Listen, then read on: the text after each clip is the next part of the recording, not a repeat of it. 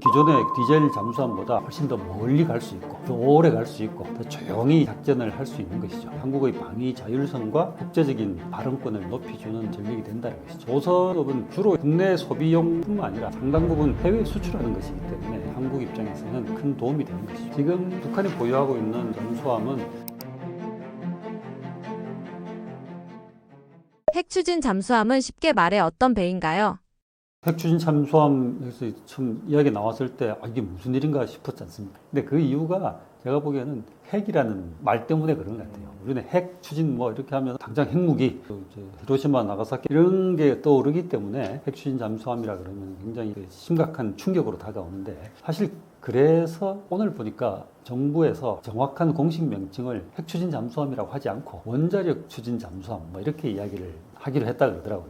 이게 사실 그 말이 더 정확한 느낌을 주는 거라고 봐요, 저도. 왜냐하면은 우리 저 발전소 있지 않습니까? 그것도 다른 말로 하면 핵 발전소죠, 그죠? 그 원자력 발전소는 우리가 뭐 핵무기를 만드는 데 쓰는 건 아니니까요, 그죠? 이제 잠수함도 그 핵 추진 잠수함은 그냥 잠수함하고 똑같은데 연료를 이제 원자력 발전을 통해서 쓴다 이런 의미에서 기존의 일반 잠수함하고 다르다는 것이죠. 그래서 이제 어떤 사람들은 뭐 이렇게 이야기합니다. 보통 잠수함은 디젤 연료를 쓰죠. 디젤 연료라는 게 결국 뭐 석유에서 나오는 그런 화석 연료죠. 이게. 근데 디젤 연료를 쓰면은 일단 디젤 연료를 계속 어디선가 공급을 받아야 되지 않습니까? 디젤 가져와야 되는데 그러려면은 최소한 뭐 얼마에 한 번씩 지상에 나와서 연료 공급을 받아야 되는데 그 대신에 원자로를 이제 하나 갖고 다니는 거죠. 잠수함. 원자로를 갖고 다니면은 거기에 들어가는 원자력 핵 발전소 연료는 아주 적은 분량을 가지고도 사실은 거의 영구적으로 쓸 수가 있는 그런 거기 때문에 활동이 훨씬 더 장기간에 걸쳐서 이루어질 수가 있고 그런 의미에서 굉장히 큰 어떤 전략적인 의미를 가진다고 하죠. 그래서 이제 한마디로 말하면 핵 추진은 이제 핵무기가 전혀 아니고 그리고 뭐 그냥 디젤 연료 대신에 원자력 발전소, 작은 소형 발전소를 하나 가지고 다닌다 이렇게 생각하면 될 것 같습니다. 이 배가 생기면 우리나라가 더 안전해지는 이유는 무엇인가요? 이건 뭐 결국 원자력 추진 잠수함의 기본적인 특성 때문에 그런 건데요. 간단히 말하자면은 이건 기존의 디젤 잠수함보다 훨씬 더 멀리 갈 수 있고 더 오래 갈 수 있고 더 조용히 작전을 할 수 있는 것이죠. 그러면서 적들의 입장에서 보면 어디 있는지 모르니까 적이 공격을 하기가 쉽지가 않은 것이죠. 그런 걸 통해서 이제 한국의 방위 자율성과 이제 국제적인 발언권을 높여주는 그런 전력이 된다는 것이죠. 좀 더 구체적으로 보자면은 보이지 않는 방패다. 결국 이제 이걸 억제력이라고 그러죠. 억지 또는 억제력이라고 하는데 핵추진 잠수함은 이제 사실은 핵추진 잠수함도 사람이 들어가서 이제 잠수함 승조원들이 들어가서 운영을 하고 있는 그런 것인데 그 사람들을 교체하는 것, 사람들도 쉬어야 되니까 승무원들이 교체하는 것 말고는 사실은 연료 때문에 이 지상으로 나오는 그런 경우는 없는 것이죠. 그래서 기존의 디젤 잠수함보다 훨씬 더 오래 머무를 수 있는 것이고 오래 머무른다는 것은 이 잠수함을 처음에 항구에서 나갈 때 부터 다시 들어올 때까지 따라다니면서 감시하지 않는 한 이 잠수함이 어디 있는지를 알 수가 없는 것이죠. 그렇기 때문에 적의 입장에서 보면은 이 잠수함이 어디 있는지 모르니까 만약에 이제 예를 들어서 북한이 남한을 공격을 한다고 그래도 핵추진 잠수함이 다시 북한을 때릴 수가 있으니까 쉽게 때리지 못한다는 그런 의미를 가지고 이제 그 같은 이유로 이제 멀리 가서 오래 싸울 수가 있고 그리고 수중 전력 중에서도 이제 빨리 움직일 수가 있기 때문에 대응 속도가 빨라지겠죠. 빨리 움직인다는 것은 뭐 그 속도가 빠른다는 것도 있지만은 사실은 이미 해저에서 이미 움직이고 있는 상황이기 때문에 대응 속도가 빠르다는 것이죠. 다른 디젤 잠수함 같이 항구에서 나갈 그런 속도가 그런 노력이 필요하지 않기 때문에 속도가 더 빠르다는 것이죠. 그리고 핵 추진 잠수함, 원자력 추진 잠수함은 사실은 그 전략 무기로 취급이 됩니다. 전략 무기란 거는 핵 미사일이라든지 또는 전략 폭격기 같이 한 나라의 운명을 큰 부분에서 좌우할 수 있는 그런 무기를 전략 무기라고 하는데 원자력 추진 잠수함은 전략 무기로 들어가서 국제사회에서 발언권도 커질 수 있는 것이죠. 그래서 이제 당연히 한미 동맹이라는 역할도 강화를 할 수가 있는 것이죠. 근데 이것이 100% 긍정적인 것만 있는 것은 아닙니다. 당연히 한국이 원자력 추진 잠수함을 가진다 그러면은 대통령도 설명을 하면서 북한과 중국에 더 잘 대응을 할 수 있다라고 이야기를 했지 않습니까? 그러면은 북한하고 중국이 한국의 핵추진 잠수함을 예를 들어서 처음에 한 4대 정도 있다가 나중에 40대까지 늘린다. 그러면은 자기들도 늘려야 된다 이렇게 생각을 하겠죠. 그러면 이제 군비 경쟁이 일어나는 것이고, 군비 경쟁이 일어난다는 것은 서로 그 군사력이 더 강해진다는 거기 때문에 긴장이 더 높아진다는 것이라서 절대 좋은 건 측면만 있는 것은 아니죠. 한국이 사실은 뭐 핵 추진 잠수함 이런 것은 그 연료의 문제이기 때문에 한국의 원자력 발전소 다 가지고 있지 않습니까? 여러 가지 문제도 있지만은 그래도 여전히 그 한국 전력 생산 도움이 되니까 그런 측면에서 일단 원자력으로 추진되는 잠수함이 있다고 해서 그게 엄청나게 부정적인 것은 아니라고 봅니다. 조선업의 호황이 예상되는데요. 우리나라 경제에 직접적인 이익은 어떤 것들이 있나요? 뭐 사실은 잠수함이니까 당연히 조선업 이렇게 연결이 되겠지만은 조선업은 아무래도 뭐 그 전형적인 그 소위 말해서 헤비 인더스트리 중공업이죠. 이게. 중공업이 이제 한 국가에 미치는 영향은 그 파급 효과가 크기 때문이죠. 뭐 좀 세부적으로 보자면은 뭐 예를 들어서 자동차도 마찬가지인데 자동차 만들면은 그 부품이 엄청나게 많이 들어가지 않습니까? 그래서 이제 당연히 이제 그 부품을 만드는 그런 업체들이 또 성장을 하게 되고 그러면서 고용도 늘어나게 되고 그런 영향을 가지게 되죠. 그걸 이제 파급 효과라고 부르는데 조선은 차보다 훨씬 더 크니까 당연히 그런 어떤 파급 효과가 더 크게 되겠죠. 그리고 이제 조선업은 주로 이제 국내 소비용뿐만 아니라 상당 부분 해외 수출하는 것이기 때문에 수출에 의존을 많이 하고 있는 한국 입장에서는 큰 도움이 되는 것이죠. 그리고 조선도 사실은 모든 게 다 이렇게 고부가가치는 아닙니다. 조선업 중에서도 일부 저부가가치도 있고 고부가가치가 있는데 한국이 지금 가지고 있는 기술 또는 뭐 지향하는 방향 이런 것은 높은 부가가치 쪽이기 때문에 이런 제조업 육성하는 데도 큰 도움이 되지 않을까 이렇게 해석을 많이 하고 있습니다. 예, 그리고 이제 그 이번에 그 트럼프 대통령이 당선되고 꾸준히 이야기가 나왔지만 미국이 한국과 조선 협력을 하겠다 이런 이야기를 많이 했지 않습니까? 근데 그 이유가 중국이 조선업을 엄청나게 이게 역량을 강화시키면서 배를 엄청나게 찍어내고 있거든요. 걔들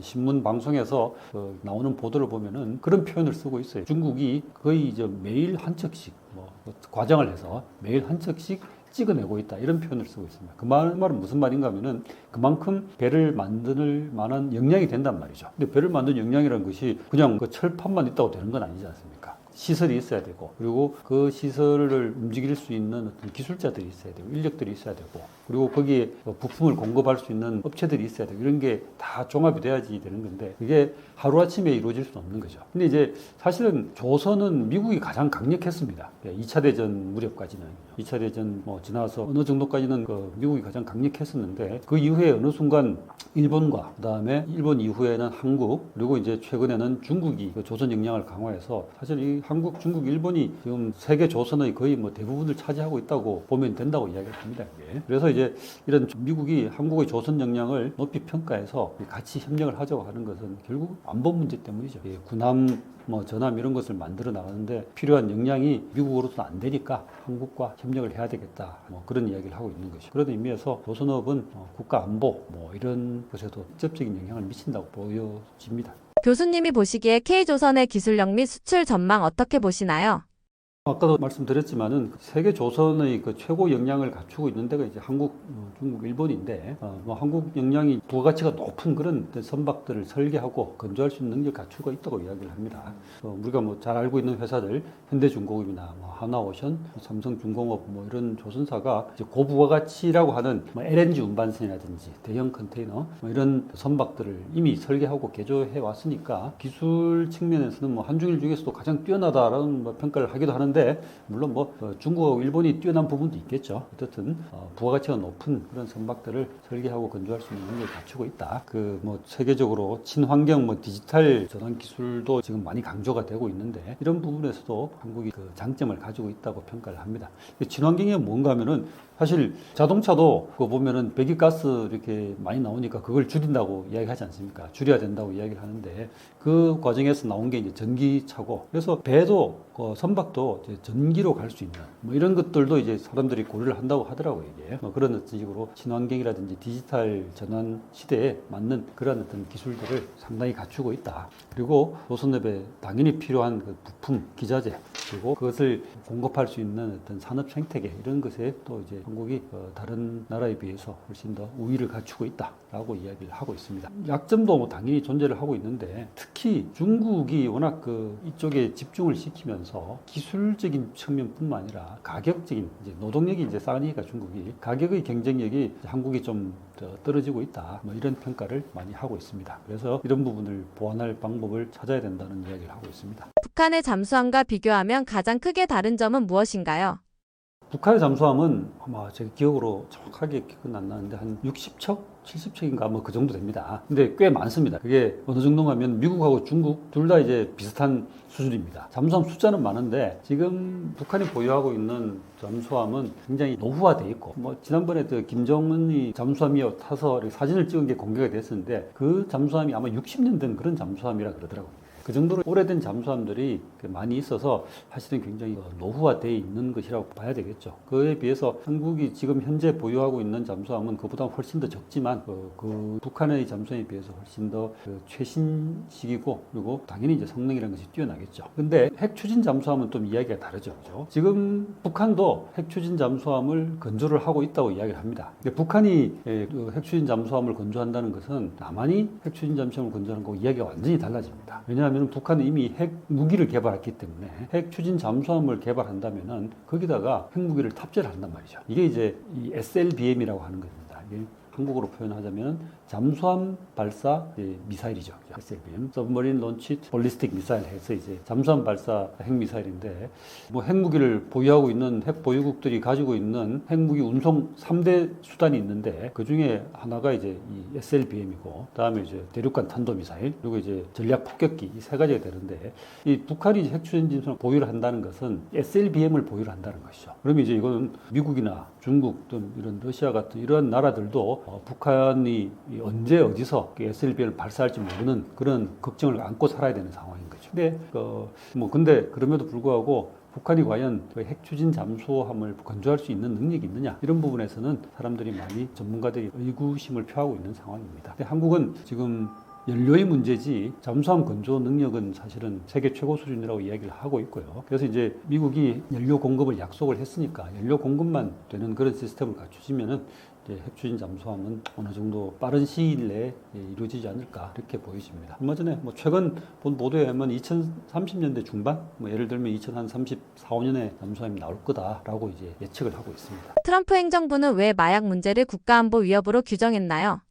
미국이 사실 마약 문제가 굉장히 심각합니다. 근데 이게 요즘 우리나라에서도 지금 마약이 심각하다 이렇게 이야기를 하는데 이게 미국은 한국하고 차원이 다릅니다. 이 일상생활에서 일반인들이 느끼는 마약에 대한 감정이 한국하고는 완전히 다르기 때문에 그래서 미국에 있을 때 이렇게 보면은 실제로 이 미국이 한국하고 거의 다를 바가 없는 것 같은데 뭐가 다를까 이렇게 생각해 보면은 두 가지가 다릅니다. 하나가 총이고 두 번째가 약이죠. 이 마약이 우리는 그냥 최근 들어서 일반인들도 많이 접한다 이렇게 하는데 실제로 미국에서는 일단 마약의 종류가 굉장히 다양하고 아주 강한 마약이 있는 반면에 좀 독성이 약하고 중독성이 덜한 그런 마약들도 같이 존재하기 때문에 청소년들이라든지 일반인들도 중독성 약한 예를 들어서 대마초, 마리화나라고 하죠. 마리화나 같은 이런 데 노출되는 경우가 굉장히 많이 있습니다. 그렇기 때문에 그 마약이 어떻게 보면 마약에 대한 접근성이 굉장히 높은 그런 사회죠. 그런데 이게 한 사회가 항상 이렇게 행복한 사회는 아니지 않습니까?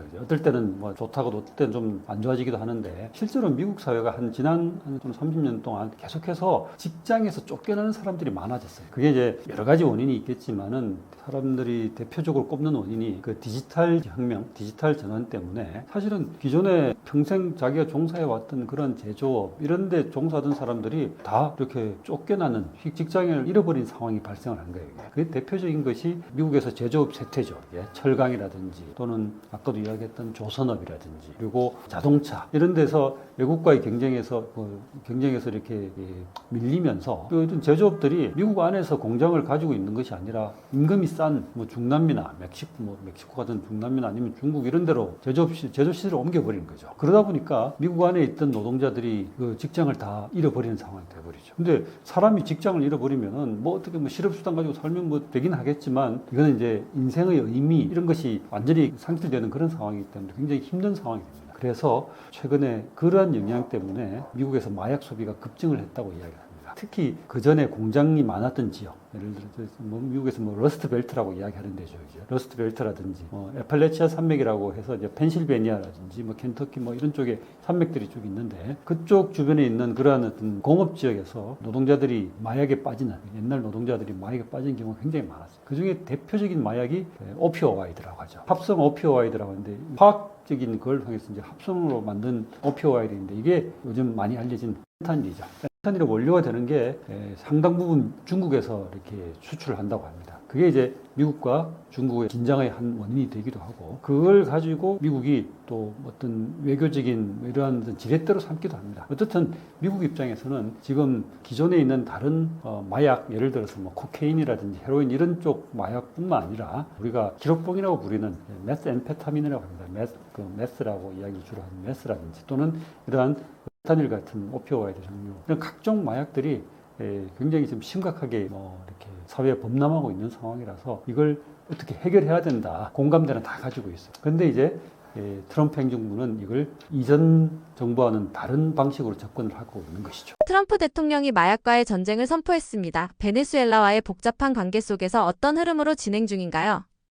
트럼프가 이제 다시 이제 대통령이 되면서 이전 정부하고는 마약에 대한 접근을 달리하고 있는데 이제 마약과의 전쟁 뭐 이런 전쟁이라는 말을 썼죠, 그죠? 전쟁이란 말을 쓰면서 이제 그 전에는 어떻게 보면 약간 부드러운 정책이었죠, 유화 정책이었던라고 이야기할 수도 있을 것 같습니다. 예를 들어서 마리화나 같은 경우 대마초를 미국에서는 지금 한 30개 정도 주에서 합법적으로 이렇게 재배하고 유통하고 소비할 수 있도록 했거든요, 이게. 그런데 이제 트럼프는 그거는 그대로 두고 이제 기존의 주요 독성이 강한 마약들, 코카인이나 메스앰페타민 그런 것들이 멕시코라든지 이런 중남미를 통해서 들어오는 것을 일단 막아야 되겠다. 그걸 막는데 그냥 이렇게 국지적으로 막는 것이 아니라 전면적인 군사 행동으로 막을 수도 있다. 이렇게 취급을 하기 시작한 것이죠. 그게 바로 지금 얼마 전에 이제 최근 한 2달 동안에 카리브해에서 이어지고 있는 베네수엘라에서 온다는 마약 운반선을 폭격하는 이러한 형태로 나타나는 것이죠. 여기서 베네수엘라를 마약 유통 허브로 이렇게 지목을 했는데 사실 전문가들은 마약 유통 허브로 베네수엘라는 그렇게 중요한 어떤 거점이 아니다 이렇게 이야기를 하고 있습니다. 주요 거점은 오히려 예전에는 콜롬비아였고 지금은 이제 멕시코 이렇게 이야기를 많이 하고 있는데 근데 미국은 베네수엘라를 마약 유통 허브로 지목을 한 것이죠. 왜냐하면은 그래서 이제 전문가들은 베네수엘라의 지금 좌파 정권인데 이 좌파 정권이 지난 선거에서 정통성도 좋지 않고 정통성도 확보를 못하고 있는 상황이라서 장기적으로 정권 교체를 염두에 두고 그걸 통해서 어떤 전략적 목표를 취득하려고 하는 게 아닌가 이렇게 생각을 하고 있습니다. 베네수엘라에 대한 미국의 대응은 어떻게 이뤄지고 있나요? 그래서 이제 지금 베네수엘라의 연안 해역에서 선박들을 폭격을 한다든지 납포를 한다든지 이런 행동을 벌이고 있는데 장기적으로는 마두로 정권의 교체를 위해서 행동을 할 건데 그렇다고 그래서 직접적으로 전면전을 벌인다든지 이러기는 쉽지는 않을 것 같고요. 외교나 군사적인 압박 수단으로 이렇게 사용을 할 것 같다는 생각이 들고 있습니다. 탄핵과 관련해서 중국 배후설이 제기되고 있는데 밝혀진 사실은 어떤 것들이 있나요? 다른 건 아니고 사실은 펜타닐이 자체가 나쁜 건 아니고 그건 사실은 필요한 거죠. 의약품에도 많이 쓰이고 하는 거라서 이제 필요한 것인데 이걸 오용을 함으로써 마약으로 쓰기 때문에 이제 문제가 발생하는 건데 근데 중국이 펜타닐을 적절히 규제를 해서 수출을 하더라도 만들어서 미국에 팔고 그러더라도 이걸 적절히 유통이라든지 이런 걸 규제를 하면은 미국에서 이 마약으로 이렇게 오용되고 남용되는 그런 경우가 없을 텐데 미국은 중국이 그렇게 적절하게 관리를 하고 있지 않다라고 주장을 하는 것이죠. 그래서 이제 정확하게 기억은 안 나지만은 미국이 중국산 펜타닐을 아예 막아버렸던지 수입을 막은 적도 있었다고 이제 들었습니다. 그게 이제 무역 분쟁, 미국과 중국이 벌이고 있는 무역 분쟁의 한 어떤 축으로 작용을 하고 있는 것이죠. 그에 대한 대응으로 중국은 또 다른 어떤 관세를 올린다든지 그렇게 하고 있고. 그러면서 또 미국은 반도체 예를 들어서 엔비디아 이런 어떤 반도체 제품들을 판매를 못하게 또 막고 또 중국은 히토류 수출을 중단하고 이렇게 했지 않습니까? 그런데 이번에 미국과 중국이 한국에서 정상회담을 하면서 이걸 일단 잠시 중단하고 중국도 히토류 수출 계속하고 미국도 다른 중국산 수입 이런 걸 완전히 막는 걸 좀 풀고 이렇게 잠정 휴전을 했다고 이야기를 하고 있죠. 그런 식으로 두 나라 사이의 관계에도 영향을 미치고 있는 것으로 알고 있습니다. 마약에 대한 트럼프의 대응 방식은 어떻게 평가하시나요? 과거 있었던 마약과의 전쟁과 비교했을 때 문제점은 없나요? 사실 미국이 그 마약 관련해서 군사 행동을 한 게 이게 처음은 아닙니다. 뭐 우리가 이제 영화 이런 걸 통해서 많이 본 분도 있을 텐데 남미국과 베네수엘라에서 조금 더 인접한 국가 중에 콜롬비아라고 있죠, 그죠? 이번에 뭐 트럼프도 콜롬비아를 또 지목을 해서 또 뭐라고 하긴 했는데 멕시코 이전에 콜롬비아의 마약 카르텔이 굉장히 또 전 세계 특히 이제 미국으로 들어오는 마약 시장에 큰 어떤 공급원이기도 했습니다. 마약 그 카르텔 두목이 있었는데 이 마약 카르텔을 두목을 체포하고 그러기 위해서 미국 CIA하고 다른 어떤 현 콜롬비아 정부군하고 그 당시 정부군하고 합동으로 마약 그 세력들의 거점을 폭격도 하고 그렇게 한 적도 있습니다. 여러 번 있고 그게 미국 그 마약 단속국 수사관들뿐만 아니라 그 CIA라든지 이런 어떤 준군사 기관원들까지 들어가서 이게 군사 행동을 하고 그랬거든요. 근데 그걸 하게 되면은 부작용이 없을 수가 없습니다. 그 당시에도 제 기억으로는 이 어떤 마약 이 운반 비행기라고 지목을 해서 폭격을 해서 격추를 시켰습니다. 근데 그게 나중에 알고 보니까 민간 비행기였던 것으로 드러나서 굉장히 큰 문제가 되고 그래요. 그게 아마 콜롬비아였던 것 같은데 그게 한 20여 년 전, 아마 30년 전쯤이었던 것 같아요. 그 뒤로도 미국이 이제 아까도 이야기했지만은 미국은 중남미를 거의 뒷마당 정도로 생각을 하기 때문에 거기서 실제로 군사 행동을 많이 벌이고 있었습니다. 지금같이 근데 너무 노골적으로 하거나 뭐 그러진 않았죠. 그래서 지금 뭐 베네수엘라를 지금 상대로 군사 행동 또는 뭐 이런 폭격 같은 걸 하고 있는데 이것이 당연히 이제 부작용을 가지고 올 겁니다. 근데 그 부작용을 어느 정도로 고려를 할지 트럼프 행정부 트럼프의 어떤 성격으로 봐가지고는 뭐 부작용 뭐 일부 있는 것은 거의 무시하고 이렇게 밀어붙이지 않을까 그렇게 저는 판단을 하고 있습니다. 네, 안녕하십니까. 저는 뭐 성균관대학교에서 미디어와 여론, 언론 이런 등등을 가르치고 있는 이재국 교수라고 합니다.